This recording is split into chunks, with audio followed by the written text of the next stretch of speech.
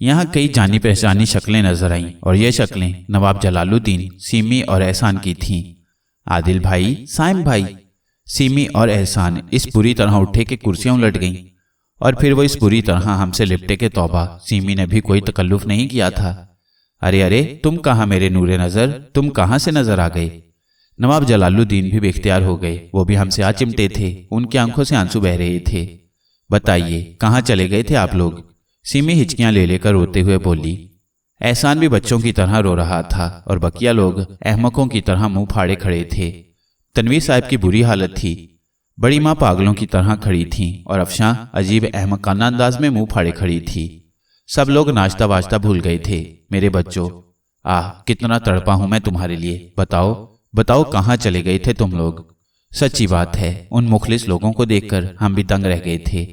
ہمیں نہیں معلوم تھا کہ تنویر صاحب کے مہمان یہ ہوں گے، ہم خود بھی ان لوگوں سے لپٹ گئے تھے۔ نواب جلال الدین سب کچھ بھول گئے تھے، وہ ہمیں ساتھ لے کر کرسیوں پر آ بیٹھے۔ سیمی اور احسان تو ہم پر ہی لدے پڑ رہے تھے، لیکن ابھی تک کسی نے شکیلہ کی طرف توجہ نہیں دی تھی۔ بتاؤ تم کہاں چلے گئے تھے؟ نواب صاحب نے پھر پوچھا۔ آپ سے جدا تو ہونا ہی تھا نواب صاحب، میں نے کہا۔ ہاں پھر؟ اگر ہم باقاعدہ آتے تو آپ لوگوں کو بہت دکھ ہوتا اور ہمیں بھی، اسی لیے ہم اس طرح چلے آئے۔ بڑا ظلم کیا ہے تم دونوں نے، خدا کی قسم، مہینوں تمہارے لیے تڑپتے رہے، سینکڑوں آدمی نہ جانے کہاں کہاں تمہاری تلاش میں ہو آئے، ابھی تک صبر نہیں آیا تھا۔ خدا کا احسان ہے کہ اس نے پھر تم سے ملا دیا۔ جلال بھائی، تنویر صاحب کی گھٹی گھٹی آواز ابھری۔ اجی خاموش رہو، میرے دونوں گوہر تم نے چھپا رکھے تھے، مجھے کیا معلوم؟ جلال بھائی سنیے تو، تنویر صاحب نے پھر اسی انداز میں کہا۔ کیا خاک سنوں؟ یہ بتاؤ یہ کب سے تمہارے ہاں ہیں اور ان کے ساتھ تمہارا سلوک کیسا رہا؟ میری بات تو سنیں۔ بس اب کچھ نہیں سنوں گا، خدا کی قسم بھوک اڑ گئی ہے، مگر آؤ بیٹے ناشتہ کرو۔ اوفو، میری کھوئی ہوئی دولت مل گئی ہے، آؤ ناشتہ کرو پھر باتیں کریں گے، نواب جلال الدین نے کہا۔ اسی وقت دروازہ کھلا، ایس پی آفتاب اور 4 انسپکٹر ہاتھوں میں پستولیں لیے اندر گھس آئے۔ ایس پی آفتاب سب سے آگے تھا۔ مداخلت کے لیے معافی کا خواستگار ہوں، تم دونوں ہاتھ بلند کر لو، کوٹھی کے چپے چپے پر پولیس موجود ہے، تم نکل نہ سکو گے، اگر تم نے ذرا سی گڑبڑ کی تو یہیں گولی مار دی جائے گی۔ تالوت نے گہری سانس لی، میں بھی ساکت رہ گیا تھا۔ نواب جلال الدین عجیب سی نگاہوں سے ایس پی کو گھور رہے تھے اور تنویر صاحب کا چہرہ سفید پڑ گیا تھا۔ تم کس سے مخاطب ہو آفیسر؟ بالآخر نواب جلال الدین کی گرجدار آواز ابھری۔ معاف کیجیے گا جناب، یہ دونوں جو آپ کے قریب بیٹھے ہوئے ہیں بہت بڑے جعلساز ہیں، ہم انہیں گرفتار کرنے آئے ہیں۔ انہیں؟ نواب صاحب اچھل پڑے۔ جی ہاں، آپ ہمیں اجازت دیں۔ ایس پی آگے بڑھا۔ کیا بدتمیزی ہے؟ نواب صاحب کی گراہٹ بلند ہوئی۔ پیچھے ہٹو، گیٹ آؤٹ، آئی سے گیٹ آؤٹ۔ نواب صاحب حلق پھاڑ کر دھاڑے اور پھر وہ تنویر صاحب کی طرف مڑے۔ تنویر، یہ تمہاری کوٹھی ہے یا جوئے کا اڈا؟ یہاں پولیس اس طرح گھس آتی ہے؟ تنویر صاحب کے تو حواس ہی جواب دے گئے تھے، وہ پاگلوں کی طرح ایک ایک کی شکل دیکھ رہے تھے اور نواب جلال الدین کا چہرہ غصے سے سرخ تھا۔ آپ سمجھنے کی کوشش کیجئے محترم، یہ دونوں، آفتاب نے کہنا چاہا۔ ایس پی، تم قانون کے محافظ ہو، میں تم سے اس سے زیادہ کچھ نہ کہہ سکوں گا کہ ان دونوں کی شان میں گستاخی کا دوسرا لفظ نہ نکلے، اور اس کے بعد میں تم سے وارنٹ طلب کرتا ہوں۔ ان دونوں کے لیے تو ہدایات ہیں جناب کہ اگر زندہ گرفتار نہ ہو تو گولی مار دی جائے، آفتاب نے کہا۔ اور یہ بھی ہدایات ہیں کہ صاحب خانہ کی اجازت کے بغیر ہر جگہ گھس جاؤ، نواب جلال الدین بولے۔ ان کی تلاش میں تو یہ بھی جائز ہے، خواہ بعد میں حکومت کو کتنا ہی بڑا جرمانہ ادا کرنا پڑے، لیکن اس وقت میں صاحب خانہ کے طلب کرنے سے آیا ہوں۔ کیا مطلب؟ نواب جلال الدین نے اس بار تنویر صاحب کی طرف گھور کر دیکھا۔ وہ دراصل یہ حقیقت ہے، تنویر صاحب کی آواز مشکل سے نکل سکی تھی۔ بہت خوب، ٹھیک ہے ایس پی صاحب، ان دونوں کے جتنے جرائم ہیں میں ان میں برابر کا شریک ہوں، براہ کرم مجھے بھی گرفتار کر لیجئے۔ جلال بھائی، تنویر صاحب گھبرا کر بولے۔ اٹھو، نواب جلال الدین نے سیمی احسان وغیرہ سے کہا اور سب اٹھ کھڑے ہوئے۔ جلال بھائی سنیے تو، تنویر صاحب پریشانی سے بولے۔ تنویر، بے تکلفی کے لیے معافی چاہتا ہوں، دنیا کے بدبخت ترین انسان ہو جو ان فرشتوں سے پرخاش رکھتے ہو، میں اس کی وجہ بھی نہیں معلوم کروں گا۔ بہرحال اگر تم نے کوئی بہت بڑا کارنامہ انجام دیا ہے اپنی دانست میں، تو بہرحال تمہیں یہ سوچنا چاہیے تھا کہ میں بھی یہاں موجود ہوں۔ میری موجودگی میں پولیس نہیں آنی چاہیے تھی۔ شکریہ، ان لوگوں کو تم نہیں جانتے، میں جانتا ہوں، اور جس گھر میں ان کی بے عزتی ہو وہاں میں ایک پل نہیں رہ سکتا۔ بات کچھ غلط فہمی کی ہے جلال بھائی، میں تم جانتے ہو میں ضدی آدمی ہوں، میں اب یہاں نہ رہ سکوں گا۔ سیمی واپس چلو، وقتی طور پر کوئی ہوٹل مناسب رہے گا، پھر ہم کسی مکان کا بندوبست کر لیں گے۔ اور ایس پی صاحب تم سنو، ان دونوں کے ہاتھوں میں ہتھکڑیاں ڈالنے کا تصور ذہن سے نکال دو۔ میں نواب جلال الدین آف جلال آباد ہوں، تمہارا ہوم سیکرٹری میرا لنگوٹیا دوست ہے۔ آؤ ٹیلی فون تک چلیں، میں تمہیں اس سے فوری ہدایات دلوا دیتا ہوں تاکہ تمہاری الجھن دور ہو جائے۔ اوہ نواب صاحب، آپ فرما رہی ہیں یہی کافی ہے، لیکن میری کچھ ذمہ داری ہے۔ میری بات سنیے، ایس پی آفتاب نے ہچکچاتے ہوئے کہا۔ ہاں کہو، نواب جلال الدین بولے۔ براہ کرم تصدیق کر لیں، ممکن ہے آپ غلط فہمی کے شکار ہوں۔ تصدیق؟ نواب صاحب اچھل کر بولے۔ ارے میاں، تمہیں اگر ان کی حقیقت معلوم ہو جائے تو معاف کرنا، اپنی ملازمت کے لیے پریشان ہو جاؤ گے۔ خیر، پھر میرے لیے کیا حکم ہے؟ ایس پی آفتاب نے بیزار ہوتے ہوئے کہا۔ تم خود فیصلہ کر لو، کیا میں ہوم سیکرٹری سے بات کروں؟ مناسب رہے گا اگر آپ مجھے اوپر سے احکامات دلوا دیں، کیونکہ ان لوگوں کی شخصیت ایسی ہے کہ انہیں گرفتار نہ کرنے پر بھی میں ملازمت سے ہاتھ دھو سکتا ہوں، آفتاب نے کہا۔ آفتاب میاں میری بات سنو، میرے ساتھ آؤ، تنویر صاحب نے ایس پی کے شانے پر ہاتھ رکھتے ہوئے کہا، اور آفتاب ایک طرف چلا گیا۔ بہرحال وہ کمرے میں ہی تھے۔ میری درخواست ہے اس وقت واپس چلے جاؤ، انہیں گرفتار نہ کرو۔ ممکن ہے جلال بھائی کو غلط فہمی نہ ہو۔ اور کیسی باتیں کرتے ہیں تنویر صاحب، بھلا یہ لفنگے اور ایس پی نواب جلال الدین دھاڑے۔ میں کہتا ہوں اپنے اختیارات سے ناجائز فائدہ مت اٹھاؤ۔ اگر تم نے ان کے بارے میں کوئی نازیبا جملہ استعمال کیا تو اچھا نہ ہوگا۔ تنویر صاحب براہ کرم باہر آئیے، آفتاب نے جھنجھلاتے ہوئے کہا، اور پھر وہ دونوں باہر نکل آئے۔ ناشتے کی میز اب بھیک مانگ رہی تھی۔ بھلا ناشتے کا موڈ کس کا رہا؟ نواب جلال الدین سخت غصے میں تھے، سیمی اور احسان بھی سرخ ہو رہے تھے، افشاں کمال اور دوسرے لوگ بھی پریشان تھے۔ اور یہ تنویر کو کیا ہو گیا ہے؟ اچھے برے کی ساری تمیز کھو بیٹھا ہے۔ نواب جلال الدین بولے۔ کسی نے کوئی جواب نہیں دیا تھا۔ اس نے خود ہی پولیس کو بلایا تھا، حد ہے۔ اب وہ اتنا بڑا کاروباری ہو گیا ہے کہ مہمانوں کو ناشتے کی میز سے گرفتار کراتا ہے۔ اس نے میری توہین کی ہے۔ خالو جان براہ کرم، افشاں نے خوش آمدانہ انداز میں کہا۔ نہیں افشاں بیٹے، تمہارا باپ اب مصلحتوں کا قائل ہو گیا ہے، میں یہاں نہ رک سکوں گا، براہ کرم مجھے مجبور نہ کیا جائے۔ نواب صاحب ہتھے سے اکھڑ گئے تھے۔ تقریباً 10 منٹ کے بعد تنویر صاحب حیران و پریشان کمرے میں داخل ہوئے۔ آفتاب اب ان کے ساتھ نہیں تھا۔ ہم دونوں بالکل خاموش تھے۔ طالوت کے چہرے سے بھی اندازہ نہیں ہو رہا تھا کہ وہ کیا سوچ رہا ہے۔ جلال بھائی، کیا آپ ناشتے کے بعد تھوڑی دیر تک مجھ سے گفتگو پسند کریں گے؟ تنویر صاحب نے کہا۔ معافی چاہتا ہوں تنویر، میں اب یہاں نہ رک سکوں گا، جلال الدین صاحب نے خشک سے انداز میں کہا۔ میں شرمندہ ہوں، لیکن حالات آپ کے علم میں نہیں ہیں۔ ٹھیک ہے، وہ حالات تمہارے تھے، میری بے عزتی کیوں کرائی گئی؟ دراصل آپ کو کچھ نہیں معلوم، میں خود بھی بے شمار الجھنوں سے گزر رہا ہوں۔ مجھے افسوس ہے میں تمہاری الجھنوں میں اضافے کا باعث بنا۔ بہرحال میں یہاں آیا ہوں تو کچھ عرصہ ضرور رہوں گا، لیکن اس کوٹھی میں نہیں جہاں پولیس دن دناتے ہوئے گھس آتی ہو۔ یہ قصور تو میرا ہے جلال بھائی، تنویر صاحب بولے۔ نواب جلال الدین حد سے زیادہ بگڑ گئے تھے، سبھی ان کے پیچھے پڑ گئے، خاص طور سے افشاں اور بڑی اماں۔ اور خدا خدا کر کے نواب صاحب کا غصہ ٹھنڈا ہوا۔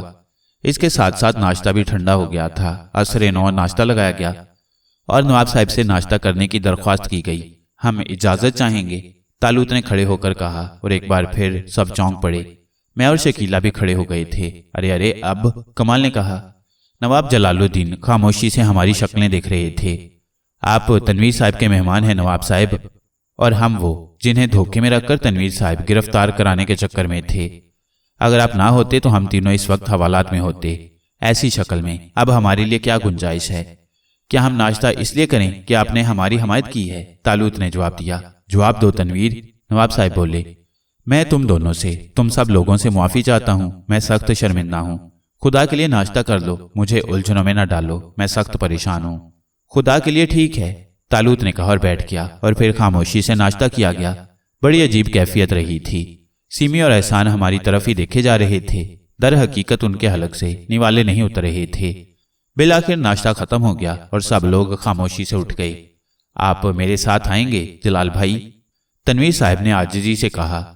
صرف میں؟ جلال الدین نے پوچھا۔ ہاں، مجھے آپ سے گفتگو کرنی ہے۔ مجھے افسوس ہے، میں شہزادہ عادل اور شہزادہ سائم کی موجودگی کے بغیر کوئی گفتگو کرنے کو تیار نہیں ہوں، نواب صاحب نے کہا۔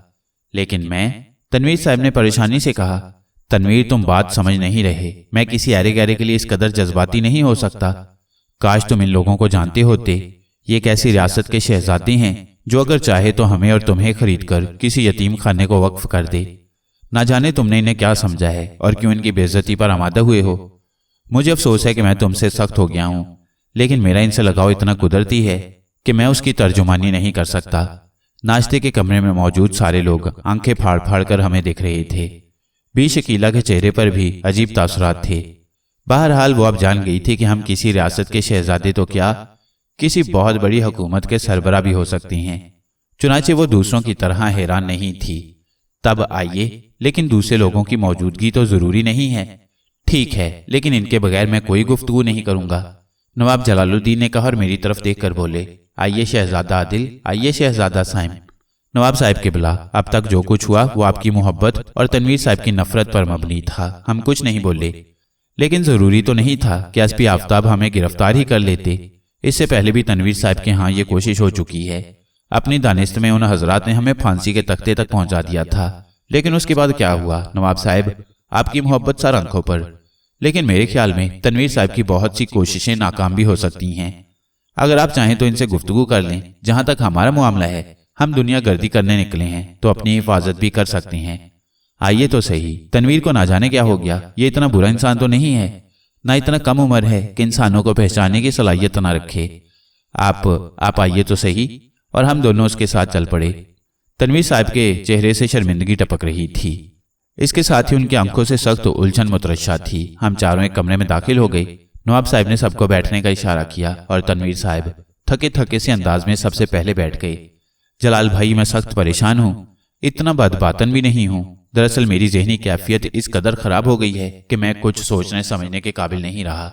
براہ کرم ناراضگی ذہن سے نکال کر میری الجھنوں کو سن لیں۔ نواب جلال الدین نے گردن ہلائی۔ ہم دونوں بھی ان کے ساتھ ہی صوفوں پر بیٹھ گئے۔ تب پھر میں تم سے بنیادی سوالات کروں گا میرے بچوں، مجھے اجازت دو۔ ہاں ضرور، طالوت نے کہا۔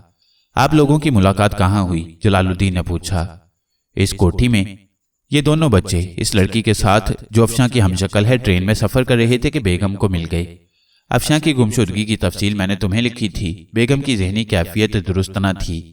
تصدق وغیرہ نے ان لوگوں کے ساتھ آنے کی درخواست کی تاکہ بیگم کی ذہنی کیفیت کچھ سنبھل جائے، اور یہ یہاں آ گئے۔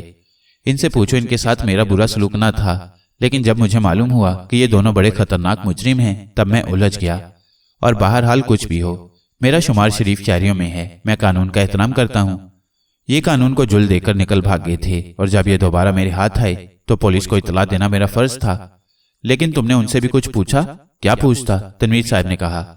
تنویر میاں، کیا تصدق وغیرہ کی درخواست پر تمہاری بیگم کے لیے یہ لوگ تمہاری کوٹھی میں نہ آئے تھے؟ کیا تمہارے اوپر ان کا یہ احسان نہ تھا؟ کیا یہ تمہارا فرض نہ تھا کہ تم ان سے بھی ان کے بارے میں معلوم کر لیتے؟ نہیں نواب صاحب، شاید آج ہی ہم سے ہمارے بارے میں معلوم کیا گیا تھا۔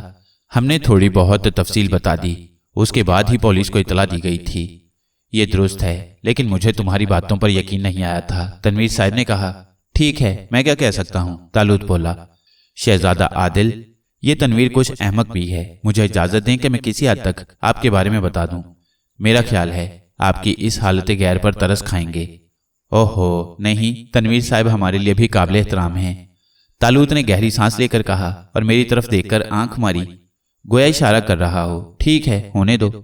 تو سنو تنویر، یہ دونوں ایک پہاڑی ریاست کے شہزادے ہیں، سیر و سیاحت کے شوقین۔ ریاست کا خزانہ اتنا عظیم ہے کہ اس کے بارے میں کچھ نہیں کہا جا سکتا، اور اس کے ساتھ ہی ان دونوں کی شخصیت میں جو عظمت ہے تنویر، تم اس کا ثانی تلاش نہیں کر سکو گے۔ میرے بارے میں تم جانتے ہو میں کس قسم کا انسان ہوں، لیکن سنو میرے دوست، اگر شہزادہ عادل اور شہزادہ سائم میری کھال کی جوتیاں بنا کر پہن لیں تو میں اسے اپنی خوش بختی تصور کروں گا۔ نہ صرف میں بلکہ میری اولاد، میری بیوی، میرا رواں رواں ان کے احسان کے بوجھ تلے دبا ہوا ہے۔ اس سے زیادہ تفصیل میں نہیں بتا سکوں گا۔ تنویر صاحب ششدر نگاہوں سے نواب جلال الدین کی شکل دیکھ رہے تھے۔ بلا شبہ انہیں احساس تھا کہ نواب جلال الدین جیسا غیور انسان جو کسی کی بھی تعریف کرنے میں احتیاط کرتا ہے، جو شاید صرف احسان کرنا جانتا ہے، احسان لینا نہیں، اس کے منہ سے ان لوگوں کے لیے یہ الفاظ کوئی حیثیت ہی رکھتے تھے۔ کئی منٹ تک خاموشی رہی، پھر تنویر صاحب آہستہ سے بولے، لیکن ان لوگوں نے تو اپنے نام عارف اور یوسف بتائے تھے، ہمیں بھی ان کی اصلیت بہت بعد میں معلوم ہوئی۔ ظاہر ہے یہ اپنی پبلسٹی کے لیے نہیں نکلے۔ ٹھیک ہے، لیکن پولیس کو کیا ہوا؟ जो कुछ भी हुआ हो पुलिस जाने, उसका काम है। मैं होम सेक्रेटरी से बात करूंगा, मेरा दोस्त है। और मेरे लिए क्या सजा तजवीज़ होती है? तनवीर साहब ने मुस्कुराते हुए पूछा। क्या मतलब? नवाब जलालुद्दीन बोले, मुझसे बड़ी गुस्ताखी हुई है, लेकिन लाइल्मी में। इससे कबल शहजादा आदिल को कोई शिकायत न होगी। बहरहाल क्या चाहते हो? जलालुद्दीन बोले, बस मुआफ करवा दीजिए। तनवीर साहब ने मुस्कुराते हुए कहा। क्या ख्याल है शहजादा साइम? चलिए ठीक है, तनवीर साहब की भी गलती न थी, लेकिन बहरहाल पुलिस को मुतमईन करना जरूरी है और ये काम आसान ना होगा। मैं अभी जाता हूँ, होम सेक्रेटरी से मुलाकात करूंगा और इस सिलसिले में सारी तफसीलात तय कर लूंगा। नवाब जलालुद्दीन ने कहा और फिर मुस्कुराते हुए हम दोनों की तरफ देखकर बोले, भाई मेरा गुस्सा तो ठंडा हो गया है। तुम लोग भी अपनी कैफियत से आगाह कर दो ताकि गुफ्तगू का मौजू बदल दिया जाए। नहीं नहीं तनवीर साहब, बहरहाल बुरे इंसान नहीं हैं, इसका अंदाजा हम पहले ही कर चुके हैं। बहुत खूब, तो अब आप शहजाद गाने आली ये फरमाएं कि रेस के घोड़े आपको कहाँ ले गए थे? नवाब जलालुद्दीन ने पूछा और हम दोनों के होंठों पर मुस्कुराहट आ गई। ना जाने कहाँ कहाँ नवाब साहब, मैंने मुस्कुराते हुए कहा। वो बच्ची कौन है जो अफशां बेटी की हमशक्ल है? तनवीर साहब खुद भी उसके बारे में तस्दीक फरमा चुके हैं। मैंने तनवीर साहब की तरफ इशारा किया। मुझे और शर्मिंदा न करें मिस्टर साइम, वैसे आप लोगों की शख्सियत आज भी मेरे लिए सख्त पुरस्कार है। जलाल भाई के सामने मैं कुछ कहने की जुर्रत नहीं कर सकता, लेकिन क्या? मैं अर्ज कर चुका हूं ना कि मैं खुद परेशान हूं। बिलाशुबा मुझे आपकी शख्सियतें जुराइम से बालातर नजर आईं, लेकिन पुलिस ना जाने उसे इतनी शदीद गलत फहमी क्यों हुई। हाँ भाई, बाज़ औक़ात अजीबोगरीब वाक़यात पेश आते हैं। बहरहाल तनवीर, मुझे इन लोगों पर खुद से ज़्यादा भरोसा है। तुम एहसान और सीमी या जलालाबाद के किसी भी फर्द से पूछ लो, हर एक तुम्हें इन दोनों की मोहब्बत में डूबा नजर आएगा। आप गलत न कहते होंगे, तनवीर साहब ने कहा। बहरहाल अब इन दोनों की शान में कोई गुस्ताखी ना होने पाए। नहीं होगी। मेरे लिए गाड़ी तैयार करा दो, होम सेक्रेटरी से मैं खुद मिलूंगा। मेरा ख्याल है घर पर ही उनसे मुलाकात हो जाएगी। तुम मुझे डायरेक्टरी देना जरा, मैं अभी भिजवाता हूँ। तनवीर साहब ने कहा और उठ गए। फिर वो बाहर निकल गए और नवाब जलालुद्दीन हम दोनों को देखकर मुस्कुराने लगे। मुझसे कोई शिकायत हो गई थी शहजादा साइम? ओह नहीं, क्यों? मैंने कहा। फिर मुझे तड़पता छोड़कर क्यों चले आए थे? आप खुद गौर करें नवाब साहब। क्या मतलब? हम लोगों के दरमियान मोहब्बत इतनी बढ़ गई थी कि अगर हम बाकायदा वहां से आने का ऐलान करते तो शायद हफ्तों के लिए खाना पीना छोड़ देते, और बहरहाल वहां से आना जरूरी था। हाँ, नवाब जलालुद्दीन ने एक ठंडी सांस भरी। और अब तुम फिर मिल गए। बड़ी मुश्किल से दिल को समझाया था, अब क्या करेंगे? हम शर्मिंदा हैं नवाब साहब, लेकिन आपको इल्म हो गया है हम खुद यहाँ नहीं आए। मेरे साथ वापस चलोगे? कहाँ? जलालाबाद, नवाब साहब ने जवाब दिया। मुश्किल है नवाब साहब, बराहे करम हमारी मजबूरियों को जहन में रखें, तालूत ने साफगोई से कहा और नवाब जलालुद्दीन ने गर्दन झुका ली। फिर कई मिनट के बाद आहिस्ता से बोले, हाँ ठीक ही है, लेकिन तुम्हारी रियासत का क्या हाल है? ठीक है, अब तो अब्बा हुजूर से राब्ता कायम हो गया है। एक तवील अरसे के लिए उनसे इजाजत मिल गई है। रियासत से वफूद आते रहते हैं और अब्बा हुजूर की तरफ से तहाइफ लाते रहते हैं। इस लड़की से तारुफ नहीं हुआ, कहाँ से मिली और इस दौरान तुम कहाँ रहे? बस आवारागर्दी। साइम ने एक फिल्म कंपनी कायम की थी, फिर वहां से सरहद की तरफ निकल गई और वहां से एक हिंदू रियासत दुर्गापुर, वहां ये मजलूम और बेसहारा लड़की मिली। ये इस कदर बेबस थी कि हमने इसे साथ ही रख लिया। ओह हाँ, तुम लोग बेहद रहम दिल हो। तुम्हारा पाँव आज भी मेरी गर्दन पर है, नवाब साहब ने कहा और तालूत ने जल्दी से अपने दोनों पाँव उठाकर देखे और फिर मेरे पाँव देखने लगा। नवाब साहब के होंठों पर फीकी सी मुस्कुराहट फैल गई। बुरा न महसूस करो तो एक बात और पूछ लूं? जरूर जरूर, तालूत फराग दिली से बोला। ये पुलिस का क्या चक्कर है? तफसील तो नहीं मालूम, बस एक मजाक तकलीफ दे बन गया, तालूत ही ने जवाब दिया। क्या मतलब? शायद हम दोनों का एक तीसरा हमशक्ल भी है जो कोई जालसाज था और उसका नाम आरिफ था। हमें पूरी हकीकत नहीं मालूम थी, इसीलिए किसी ने कहा तो हमने खुद को आरिफ तस्लीम कर लिया और फिर पुलिस चक्कर में पड़ गई। ओह, नवाब साहब ने गहरी सांस ली। बहरहाल मैं होम सेक्रेटरी से बात करके सब ठीक कर दूंगा। ना भी करें नवाब साहब तो कोई फर्क नहीं पड़ता। मैं नहीं समझा। मकसद ये कि कुछ दिन जेल की हवा खा लेंगे। मेरी जिंदगी में ये नामुमकिन है। तब फिर अब्बू हुजूर को लिख देंगे और हमारी रियासत से पूरा वफ्द यहाँ पहुंच जाएगा। हुकूमत को जवाबदेही मुश्किल हो जाएगी, तालूत ने जवाब दिया। इसकी जरूरत ही क्या है, मैं तुम्हारा कोई नहीं हूं, नवाब जलालुद्दीन ने अपनायत से कहा। बेहतर। तालूत ने गहरी सांस ली और फिर तनवीर साहब की आवाज दरवाजे से सुनाई दी। अंदर आ सकता हूं? हाँ हाँ आओ, नवाब साहब बोले। गाड़ी तैयार हो गई। अब तुम मुझे शर्मिंदा कर रहे हो, नवाब साहब ने मुस्कुराते हुए कहा। ये इतला किसी मुलाजिम के जरिए भी पहुंच सकती थी। ये बात नहीं है, असल में मैं बहुत शर्मिंदा हूँ। किसी न किसी तरह शर्मिंदगी तो कम हो। अच्छा फजूल बातें मत करो, मैं चलता हूँ साइम मियाँ, नवाब साहब उठते हुए बोले और हम सब साथ ही बाहर निकल आए। नवाब साहब तनवीर साहब के साथ बाहर चले गए। सामने ही पूरा गिरोह हमारी ताक में था, उनमें शकीला भी शामिल थी। हमें तन्हा पाकर हमारी तरफ लपका और सब हमारे गिर्द इकट्ठे हो गए। उनमें कमाल, तसद्दक, अफशां, सीमी, एहसान और दूसरी चंद लड़कियां थीं। सबके सब हैरत और शरारत की निगाहों से हमें देख रहे थे। फिर अफशां आगे बढ़ी और ये बात हमसे क्यों छुपाई गई। अफशां ने शरारत आमेज अंदाज में कहा, सिर्फ खुदा बेहतर जानता है कि मामला क्या है। तसद्दक ने खोपड़ी खुजाते हुए कहा, क्यों, क्या आपको खालू जान की बातों पर यकीन नहीं है? अफशां ने तीखी निगाहों से तसद्दक को देखते हुए कहा, यह बात नहीं है। तसद्दक ने गहरी सांस लेकर कहा, आइए आदिल भाई, साइम भाई, कहीं बैठकर गुफ्तगू करें, आपसे बहुत सी शिकायत हैं। सॉरी सीमी बाजी, आप मेरे मेहमानों से शिकायत वगैरह नहीं कर सकती, इसके लिए आपको तहरीरी इजाजत लेना होगी। किससे? सीमी ने मुस्कुराते हुए कहा, फिलहाल मैं और कमाल ही मेजबान हैं, लेकिन हमारे पास इजाजतनामे तैयार नहीं हैं, इसलिए आपको इंतजार करना होगा, सीमी ने कहा और फिर शकीला का हाथ पकड़ते हुए बोली, आइए शकीला, कहीं बैठकर किसी मशरूब का दौर चले। और फिर पूरा गिरोह अकबी बाग की तरफ चल पड़ा।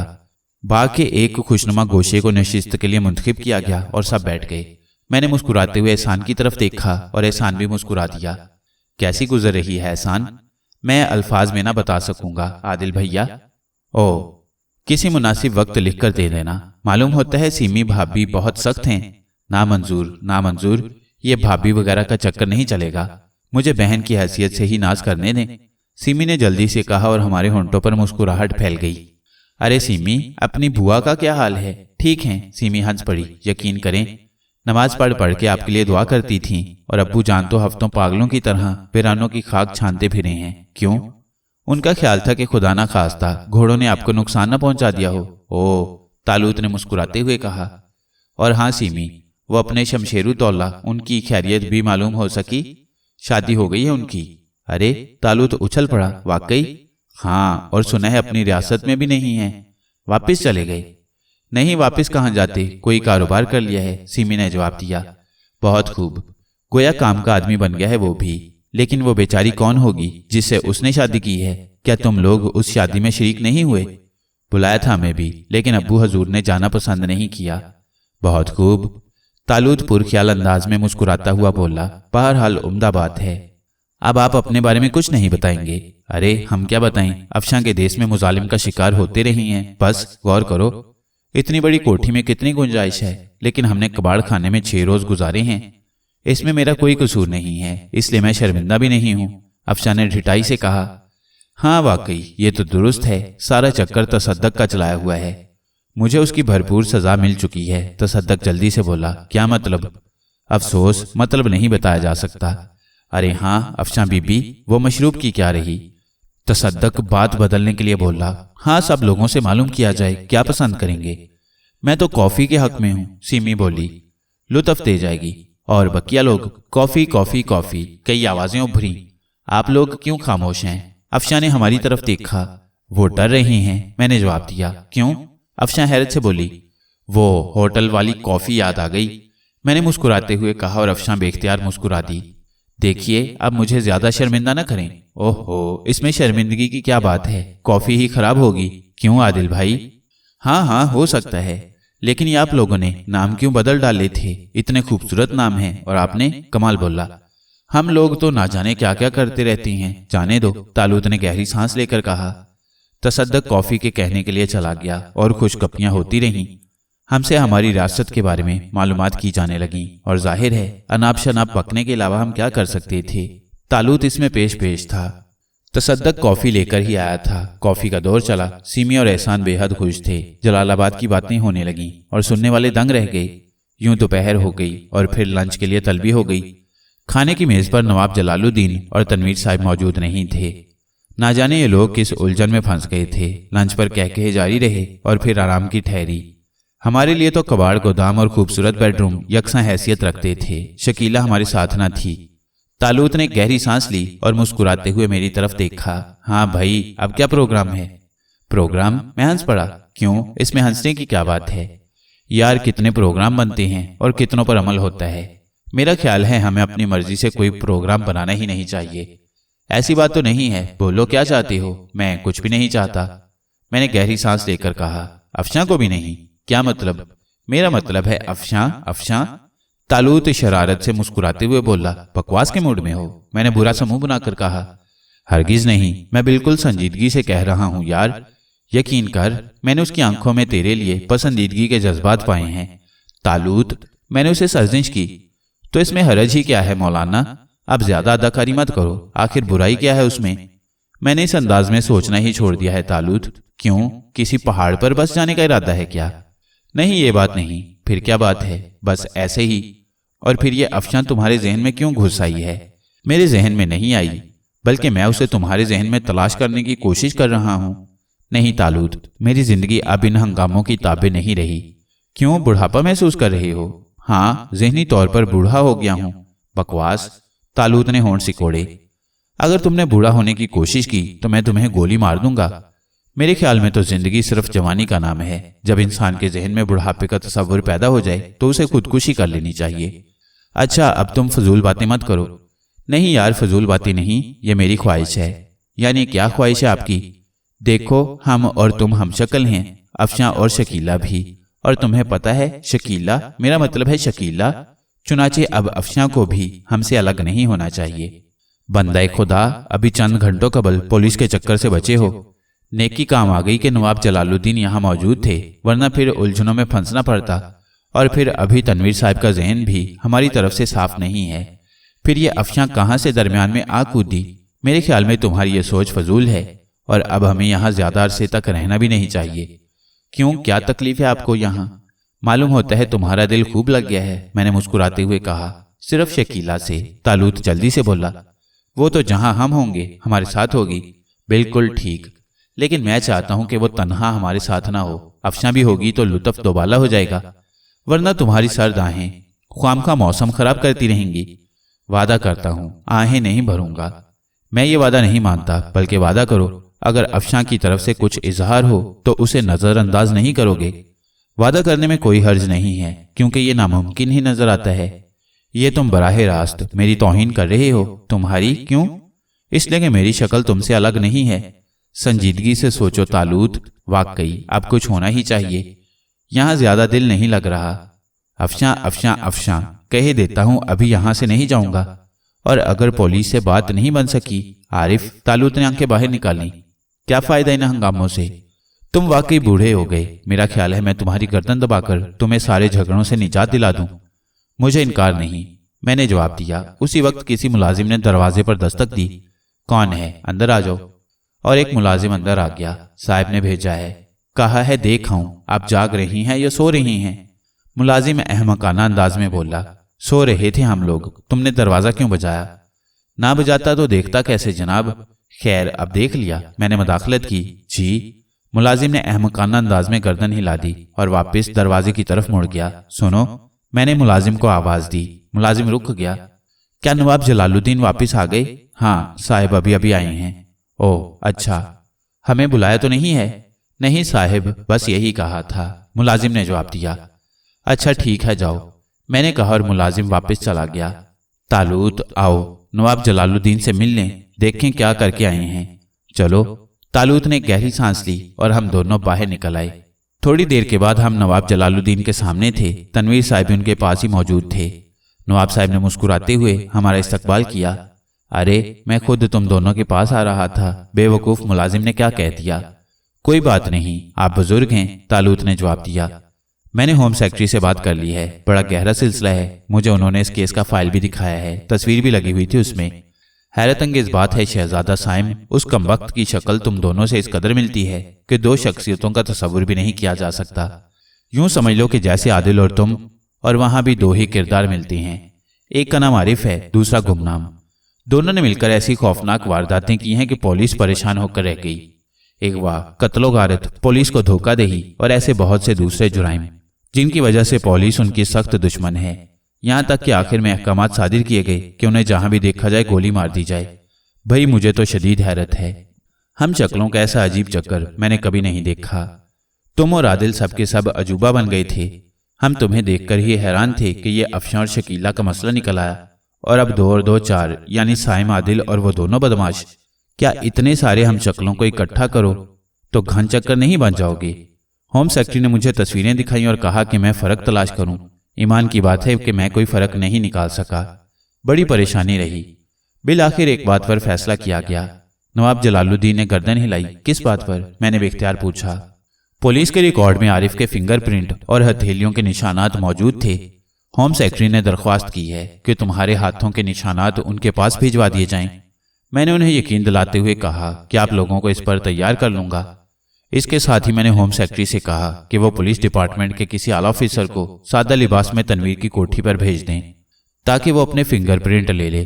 चुनाचे एक फर्स्ट क्लास मजिस्ट्रेट और डीआईजी पुलिस अभी यहाँ आएंगे और आपके फिंगरप्रिंट्स ले लेंगे। शहजादा साइम और आदिल, मेरी इस जसारत पर आप बरहम तो ना होंगे? मैंने बौखलाए हुए अंदाज में तालूत की तरफ देखा। नहीं नहीं, बहरहाल इस झंझट से निकलने के लिए हमें ताउन करना ही होगा। तालूत ने जल्दी से जवाब दिया और मैं गहरी सांस लेकर खामोश हो गया। बहरहाल अजीब मामलात हैं। मेरा ख्याल है हम शक्लों का इतना बड़ा हंगामा पहले कभी ना हुआ होगा, और मुझे इस सिलसिले में जितना शर्मिंदा होना पड़ा है मैं ही जानता हूँ, तनवीर साहब ने कहा। नहीं नहीं, इसमें शर्मिंदगी की क्या बात है? तालूत जल्दी से बोला। शहजादा आदिल, जलाल भाई ने मुझे जो कुछ बताया है मैं उसका तसव्वुर भी नहीं कर सकता। बहरहाल यहाँ आपके साथ जो गुस्ताखियां हुई हैं मेरे पास उनका अजाला करने के लिए कोई जरिया नहीं है सिवाय मुआफ़ी के। बस अब आप शर्मिंदा न करें तनवीर साहब, जो बात थी खत्म हो गई, तालूत ने कहा, और तनवीर साहब एक ठंडी सांस लेकर रह गए। वो लोग किस वक्त आएंगे? मैंने पूछा। शाम की चाय पर। बिल्कुल दोस्ताना अंदाज होगा। ठीक है, तालूत लापरवाही से बोला। खाना खा लिया आप लोगों ने? तनवीर साहब ने पूछा। हाँ, आराम कर रहे थे। इजाजत? बहुत बहुत शुक्रिया। अब शाम की चाय पर मुलाकात होगी, आप आराम करें, नवाब जलालुद्दीन ने कहा, और हम दोनों वापस निकल आए। मैं जानता हूं फिंगरप्रिंट के मामले में भी तुम कोई चक्कर चला लोगे, लेकिन अब यहां रुकने से फायदा? यार क्यों बोर कर रहे हो? दिल लग रहा है और क्या। अगर ज्यादा ही बोर हो रहे हो तो फिर चलो। तुम्हारा दिल बिल्कुल नहीं चाह रहा? हाँ, मैं तो यहाँ कुछ रोज रहना चाहता हूँ, तालूत ने कमरे में दाखिल होते हुए कहा। तब ठीक है, जैसी तुम्हारी मर्जी। मैं बिस्तर पर गिर गया। तालूत भी जूते उतारकर मसहरी पर लेट गया। कई मिनट तक हम दोनों खामोश रहे। फिर तालूत ने शरारत अमेज अंदाज में मुस्कुराते हुए कहा, तुमने शकीला के बारे में मुझे हदायत दी थी और मैंने तस्लीम कर ली थी। यूं समझ लो तुम्हारी हदायत पर मैंने उससे इश्क किया, और अब तुम्हें मेरी बात माननी पड़ेगी। कौन सी बात? अफशां। न जाने तुम्हें क्या हो गया है, हम पर तो ऐसी इश्क आशिकी सवार न थी। अरे भाई, काम के आदमी रहो। क्या रखा है शकीला और अफशां में? यार आरिफ, अब तो मुश्किल है। क्या मुश्किल है? अब तो हो गया इश्क ना। बिल्कुल। चलो खुदा तुम पर रहम करे, लेकिन मुझे क्यों मरीज बनाए दे रहे हो? यह मुमकिन है कि तालूत किसी मर्ज में मुब्तला हो और आरिफ उस मर्ज से दूर रहे। तालूत ने मुझे घूरते हुए कहा। खुदा की पनाह, मैंने गहरी सांस ली। चुनाचे मिस्टर आरिफ, आपको हुक्म दिया जाता है कि शाम की चाय पर आप अफशां से नजरबाजी शुरू कर देंगे, और फिर रात के खाने पर आप उसकी कुर्सी के बिल्कुल सामने हो जाएंगे। आपकी आंखों में एक तजुर्बाकार आशिक की तरह मोहब्बत के जज्बात होंगे, कम से कम इस हद तक कि अफशां उन्हें महसूस कर ले। गोया आज ही आप अपना काम शुरू कर दें, और 48 घंटों के अंदर अंदर आप दोनों को मुकम्मल तौर से एक दूसरे पर आशिक हो जाना चाहिए। तालूत के अंदाज पर मुझे हंसी आ गई। क्या यही अहकामात आप अफशां पर भी सादिर कर सकती हैं? देखो, ये बात मत करो, क्यों उस बेचारी को बदनाम कराने की फिक्र में हो, वरना अभी 5 मिनट के अंदर अंदर वो पूरी कोठी में हाय साइम वाय साइम चिल्लाती फिरेगी। अरे नहीं नहीं, ऐसा मत करना, मैंने घबरा कर कहा। सच्ची बात यह है कि तालूत जैसे बदमाश के लिए ये कोई मुश्किल काम ना था। Very good. गोया साबित हुआ कि तुम्हारे दिल में भी उसके लिए कुछ है। तालूत मुस्कुराते हुए बोला। क्यों नहीं है? क्या है? तालूत दिलचस्पी से बोला। इंसानी हमदर्दी। धत तेरेगी। खैर बेटे, बहरहाल तुम्हें 48 घंटे का वक्त दिया गया है। इंसानी हमदर्दी के तहत ही सही इश्क शुरू कर दो। मुझे हंसी आ रही थी। अजीब अहमक आदमी है ये भी। तालूत करवट बदल कर लेट गया था। इसके बाद काफी देर तक उसने बात न की। तेज सांसों की आवाज से अंदाजा हुआ कि वो सो गया है। मैंने भी खामोशी इख्तियार कर ली और ख्यालात की रेल छक छक करती चल पड़ी।